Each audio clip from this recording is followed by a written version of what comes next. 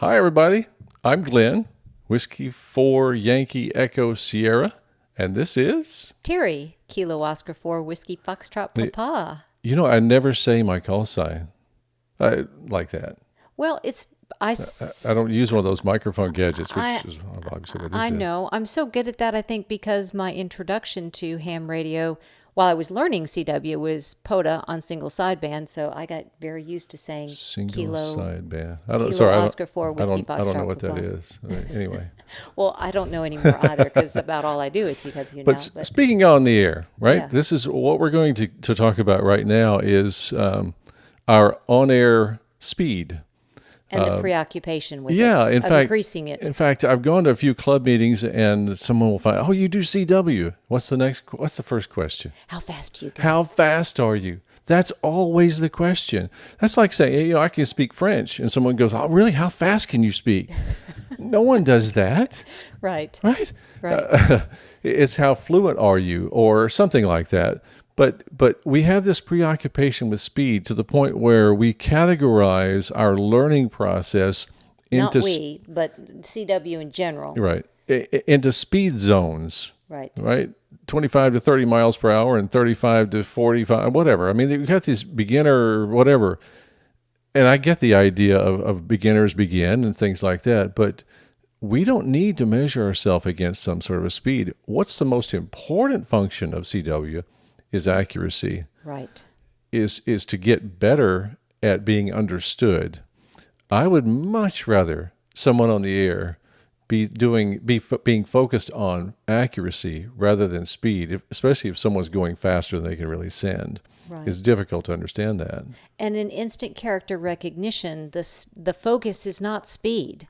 Again, the focus is accuracy. You are trying to find those characters, those problem characters, because remember, ICR is a diagnostic tool. You're finding those problem characters to work on them so that they are not speed bumps. And what we find happens is when people work on ICR, speed, an increase in on-air speed is a natural byproduct. It's a side effect. It's what happens. Right. When I took the course, I started at 10 to 12 words per minute, and by the time I finished, and I was not focused on speed. I was not trying to increase my speed. I was at 15 to 17 words per minute. And we've seen a lot of other people have the same thing, that go through our comprehensive ICR course at CW Innovations, training with ICR, and there's this natural byproduct of increase in speed. Yeah, but even the ones who say, I made some moderate increases in my speed, but you know what the best part about this was? Mm-hmm. I used to just be hanging on white knuckle to a QSO, so afraid I was going to miss something, and I was just worn out after a couple of QSOs. But now I can just sit back and relax. I'm comfortable. Right? I'm comfortable in my Yes. QSOs. I'm not nervous. That's better than speed. Yes. That's far better than speed, because you will get on the air if you're comfortable. And if you're getting on the air, you will improve your speed. Right. Yeah. So we don't focus on speed, and the purpose of ICR is not to focus on speed. It is to focus on accuracy, and by improving your accuracy over time, a natural byproduct is going to be an increase in speed on the air. You called it accurately. It's a diagnostic tool. It's not a practice tool. We practice too much. We practice too much. Get on the air, okay? But it's a diagnostic tool where we learn. Practice is where we get better based on what we know, but we have to get to the point where we know something before we can practice it.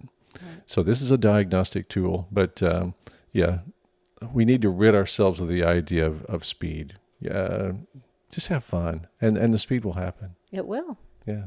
Well, this is a quick one. It was. Thanks for joining us, and we'll see you again back here on this channel in the future. Have fun. Bye. Take care. Bye-bye.